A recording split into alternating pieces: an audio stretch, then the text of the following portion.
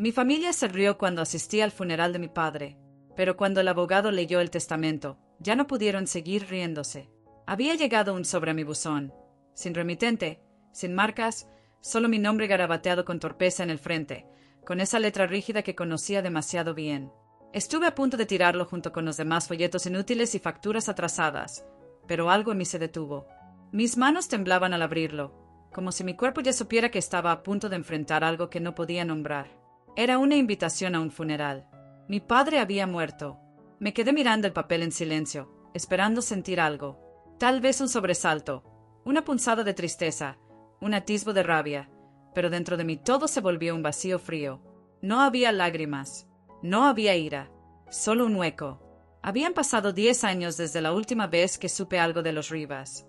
Una década entera desde que me fui de Monterrey y de todo lo que representaba, las miradas llenas de juicio, los silencios cargados de desprecio, las palabras que cortaban más que el filo de un cuchillo. Me dejaron claro que ya no era parte de esa familia. Todavía recuerdo el día que me fui. Matías era solo un bebé, dormido en su silla de seguridad en el asiento trasero del auto. Yo manejaba con el labio partido y una maleta con ropa de niño como único equipaje. Había dejado atrás al hombre que me había roto más que los huesos. Pero cuando volví a casa buscando refugio, lo único que mi padre me ofreció fue vergüenza. «Tú elegiste ese camino», me dijo, como si eso fuera suficiente para borrar todo lo que había pasado. Y eso fue todo. No hubo abrazo, no hubo consuelo, solo una puerta cerrándose. Pero no me derrumbé. Construí una nueva vida para Matías y para mí en Mérida.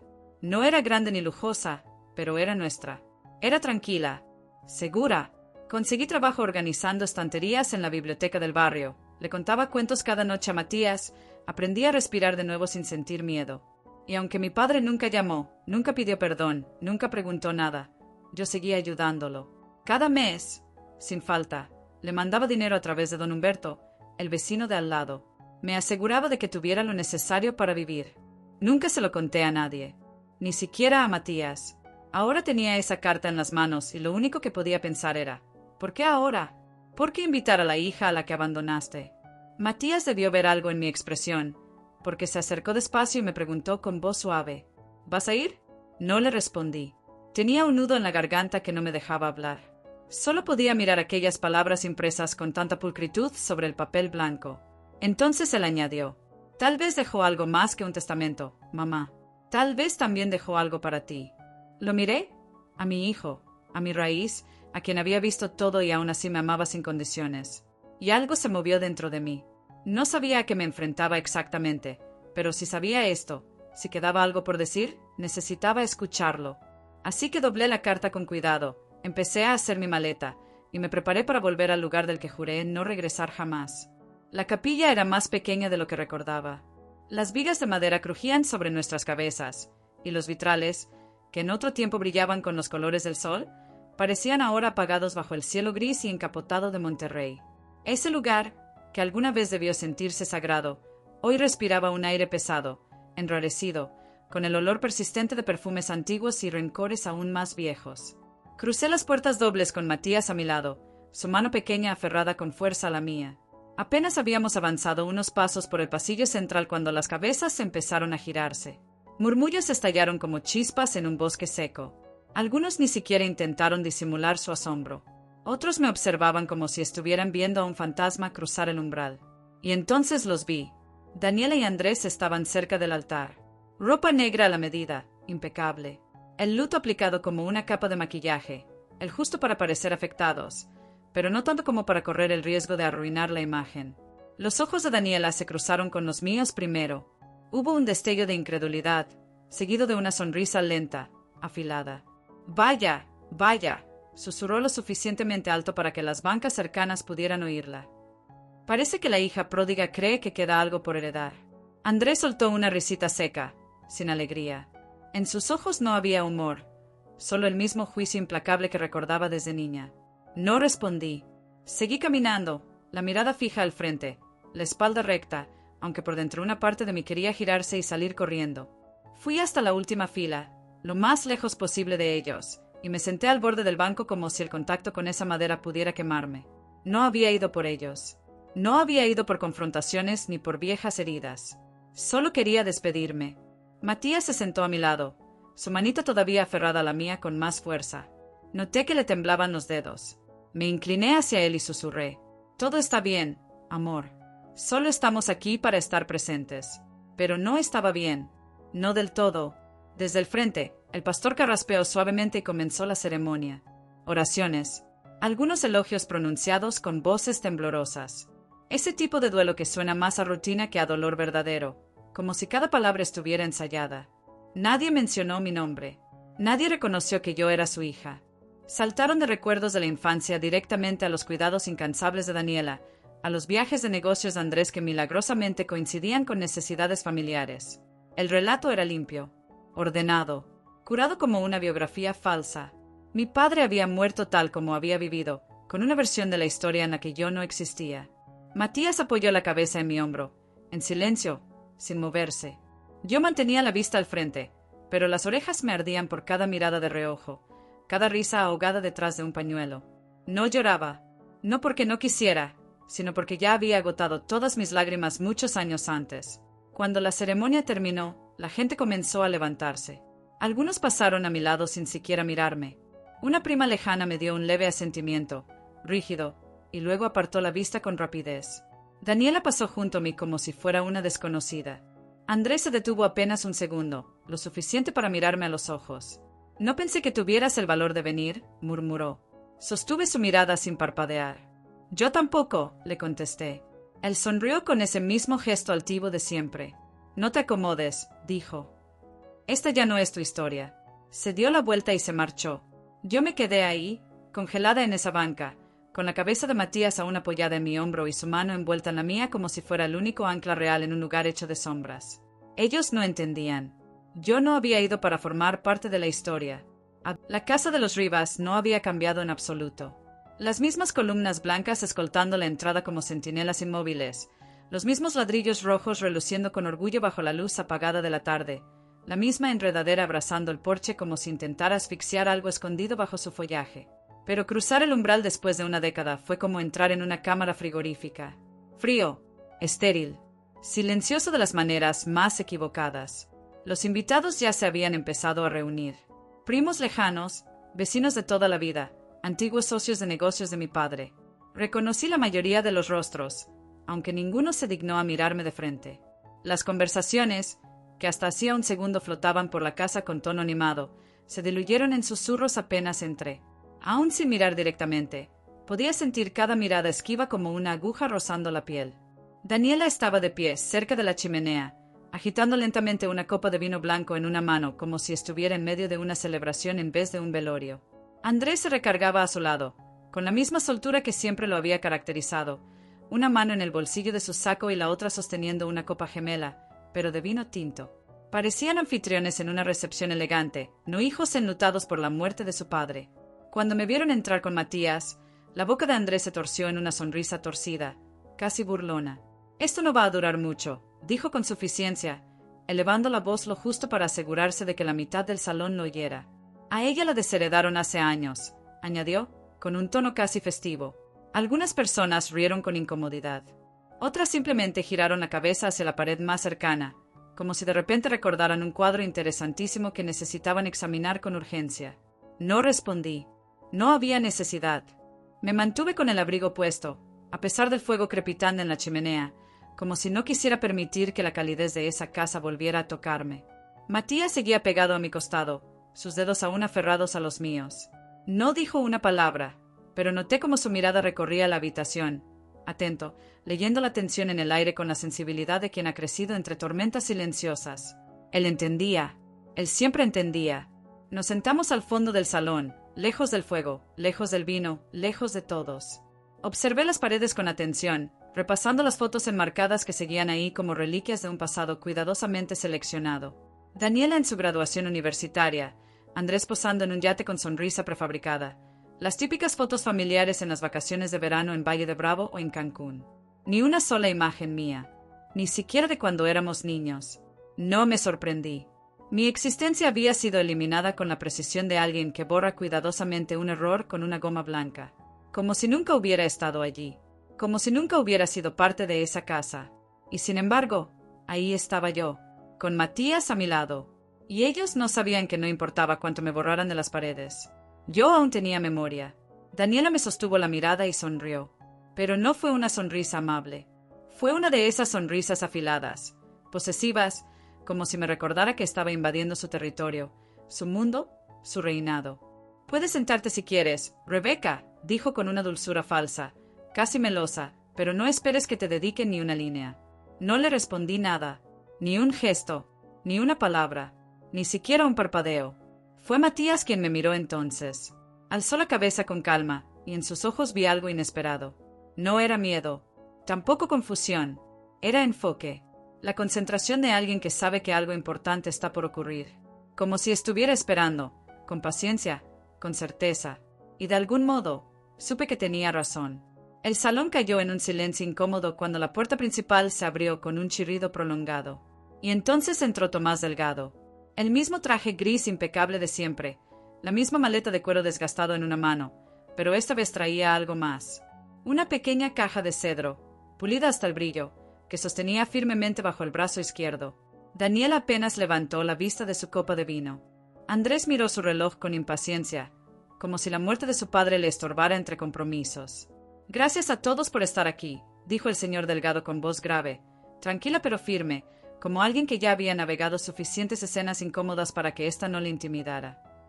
«Según las instrucciones del señor Rivas, comenzaremos con un mensaje en video antes de proceder con la lectura formal del testamento».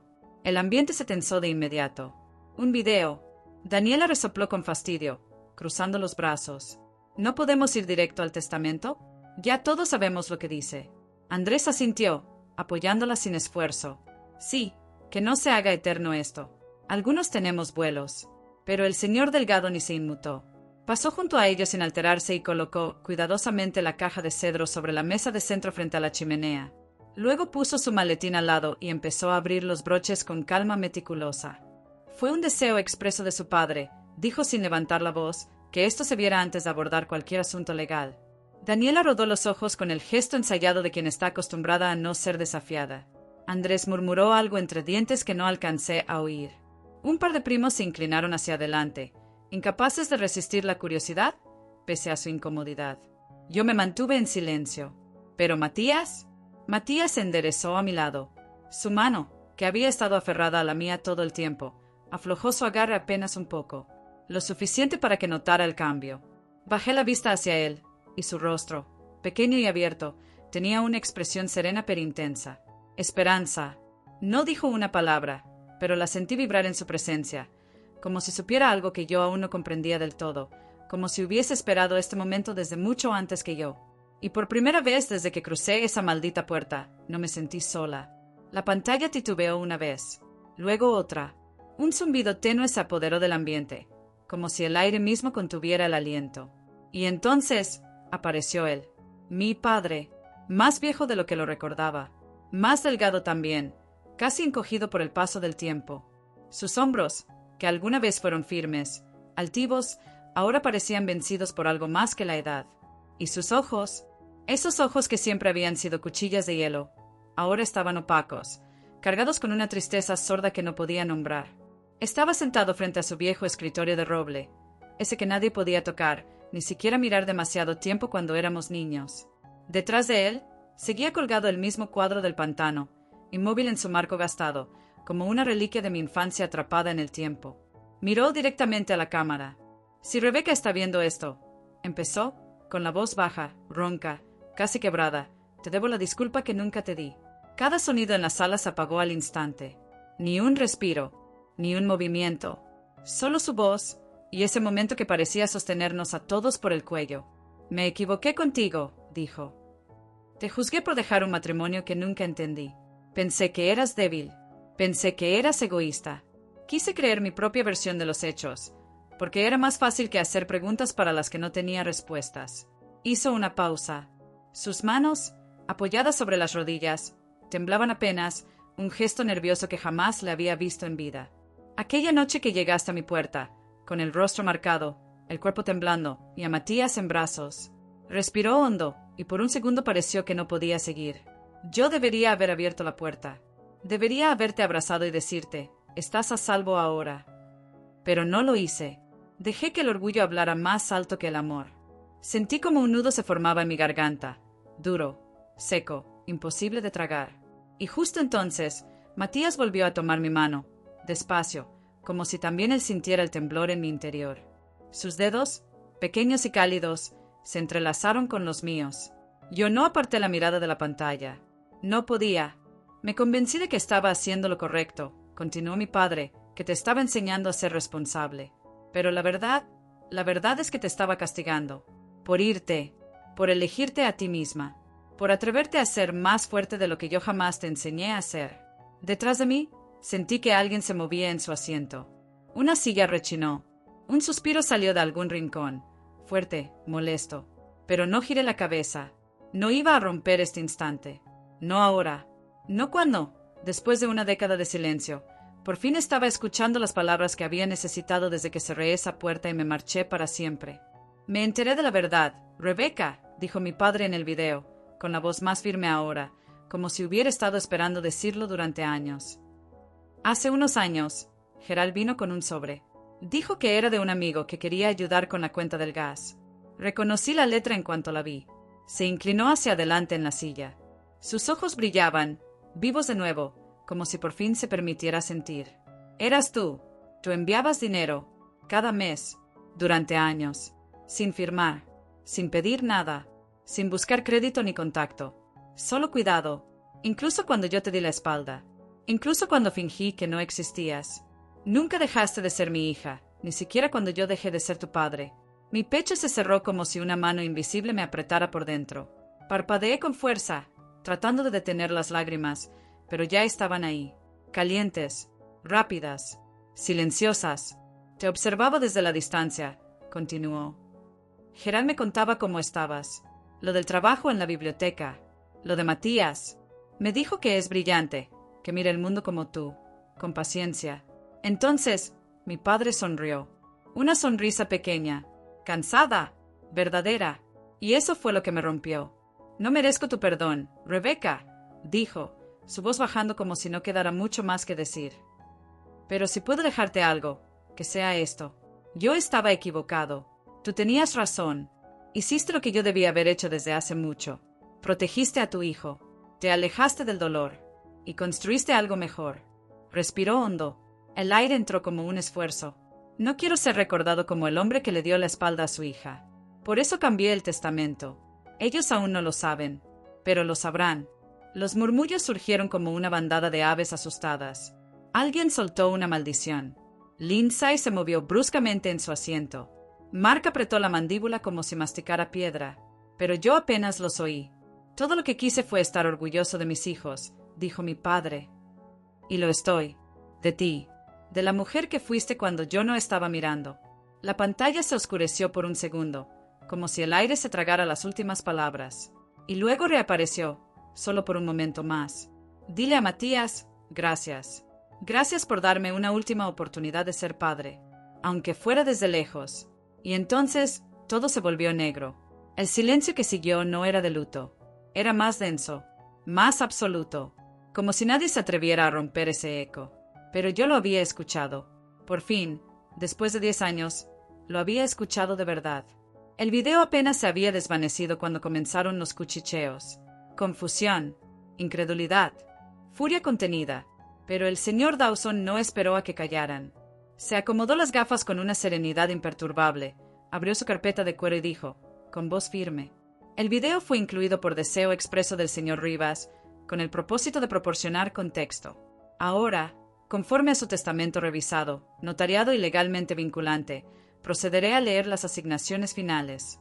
Lindsay soltó el aire con fuerza por la nariz, como si se preparara para una batalla. Mark cruzó los brazos, volvió a reclinarse, esa sonrisa soberbia regresando, como si nada de lo dicho hubiera importado. Pero entonces Dawson leyó las palabras que rompieron esa ilusión. A mi hija, Rebeca Elaine Rivas, dijo, sin titubeos, le dejo en su totalidad la residencia familiar de Charleston, su contenido y las tierras colindantes. La habitación entera se giró hacia mí, cuellos torciéndose, ojos abiertos como cuchillos, desconcierto, rabia contenida, asombro.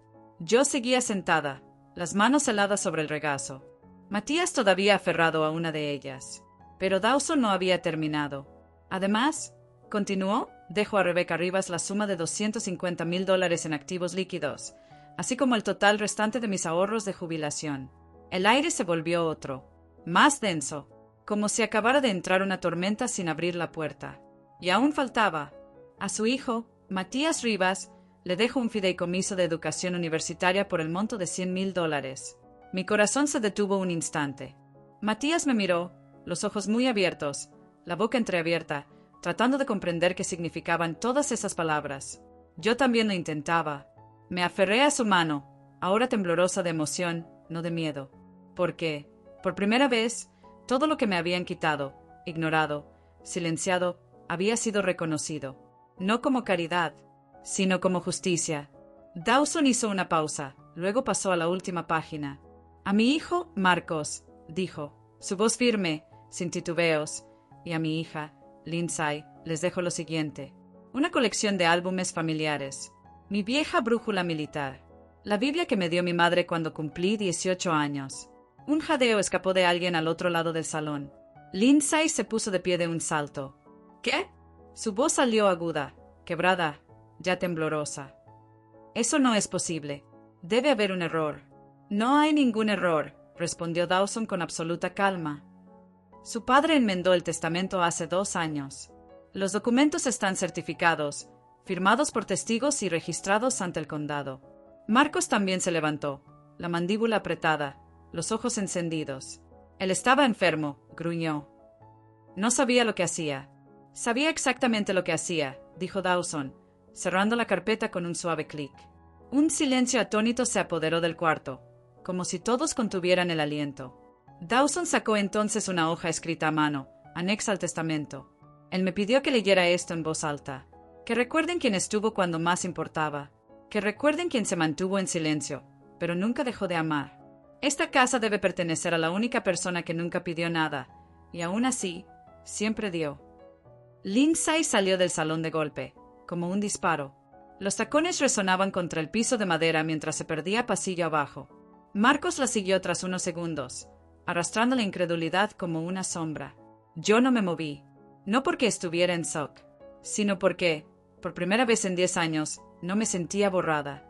Me sentía elegida. Tuviste que haberlo manipulado, soltó Lindsay, volviendo de repente al salón, la copa de vino aún en la mano, temblando, ya olvidada. No hay forma de que él haya cambiado el testamento por voluntad propia. Tú debiste haber. Se detuvo de pronto, la acusación muriendo a mitad del camino, como si la garganta se negara a decirla. Yo seguí quieta. No necesitaba decir nada. El video ya lo había dicho todo. Lo manipulaste, repitió, esta vez más alto, el rostro encendido de furia. Después de todo lo que le hiciste a esta familia, ¿vienes aquí y te haces la mártir silenciosa? Esto es patético. Matías se estremeció ligeramente a mi lado. Posé una mano sobre su hombro. No para protegerlo, para recordarme que estaba aquí. Presente. Entera. Marcos avanzó entonces, la voz baja pero envenenada. Vamos a impugnar esto, dijo entre dientes. No se va a quedar así. Estaba confundido. No estaba bien. El señor Dawson ni siquiera parpadeó. Su padre modificó el testamento 2 años antes de que su salud comenzara a deteriorarse. Estaba en pleno uso de sus facultades. Fue testificado, notarizado y registrado oficialmente. No existe fundamento legal para impugnarlo. Marcos abrió la boca para replicar, pero se detuvo. La mirada de Dawson lo frenó como una pared. Esa mirada tranquila que viene de décadas en juzgados y cero tolerancia para berrinches de hijos mimados. A nuestro alrededor, el resto de los invitados se había quedado inmóvil. Algunos primos murmuraban entre ellos, otros se escabullían hacia la salida lateral, abrigos en los brazos, miradas desviadas. Pero esta vez, no evitaban mirarme por desprecio. Era otra cosa, culpa, tal vez vergüenza. Vergüenza de no haber dicho nada. Vergüenza de haber creído lo que les convenía. Vergüenza de haberme enterrado en vida y ahora tener que ver cómo volvía, no como víctima, sino como heredera. Matías apretó mi mano. Yo le sonreí. No porque todo estuviera bien, sino porque, por fin, algo estaba en su lugar. La respiración de Lindsay se había vuelto irregular. Parecía no saber si romper en llanto o gritar. Las manos le temblaban cuando se sentó de nuevo, dejando la copa de vino con demasiada fuerza sobre el aparador. «Esto es una broma», murmuró. «Una maldita broma». Se dio media vuelta y salió sin decir una palabra más. Marcos la siguió unos segundos después, la mandíbula tan apretada que creí que iba a romperse. Y así, como si nada, el salón quedó vacío. Hace 10 años creyeron haberme enterrado, pero yo seguía aquí, y ahora eran ellos los que huían. La habitación estaba en silencio. No un silencio incómodo, ni tenso, solo quietud. Un silencio asentado. Me quedé donde estaba durante un largo momento. Matías seguía a mi lado, su pequeña mano aún dentro de la mía. Su agarre se había aflojado, pero no me había soltado. Yo tampoco. Ya no quedaba nadie más en el cuarto. El murmullo de las voces se había desvanecido pasillo abajo. Puertas cerrándose. Pasos alejándose. Me levanté despacio y caminé hacia la esquina del salón, donde aún descansaba la vieja silla de lectura de cuero, acurrucada bajo la ventana en arco. Seguía allí, sin cambios. Desgastada en los brazos, crujiendo en las uniones, moldeada con el peso del hombre que una vez la llamó su trono. La miré por un instante. Luego extendí la mano y acaricié suavemente el borde superior con la yema de los dedos. «Adiós, papá», susurré. «Te perdono». Las palabras no se atoraron en mi garganta. No dolieron, no ardieron, simplemente aterrizaron, como si también hubieran estado esperando. Detrás de mí, Matías no dijo nada. No hacía falta. La chimenea crepitaba suavemente, lanzando un resplandor cálido y anaranjado por la habitación. Las fotografías sobre la repisa, el suelo de madera desgastado, incluso el aire. Todo se sentía diferente. Ya no hostil, ya no pesado, solo en paz. Me giré para mirar una vez más la casa. Por primera vez en años, no se sentía como un lugar que me había desterrado. Se sentía como un hogar que, al fin, había exhalado. Quizás algunos fantasmas no se van. Quizás solo esperan las palabras correctas. Y yo, al fin las había dicho. Semanas después, la casa seguía en silencio, pero era otro tipo de silencio. No el del abandono ni la tensión, sino ese que llega después de la tormenta. No destrucción, sino calma. Matías había reclamado el solarium para sus cosas de arte. Cada mañana lo encontraba ahí, dibujando cardenales, azulejos, gorriones, cada ave que lograba ver entre los árboles del jardín trasero. A veces su risa rebotaba por el pasillo, suave, brillante, llenando espacios que antes dolían. Una mañana llegó una carta en un sobre blanco sin remitente, pero reconocí la letra de inmediato. Gerald Adams.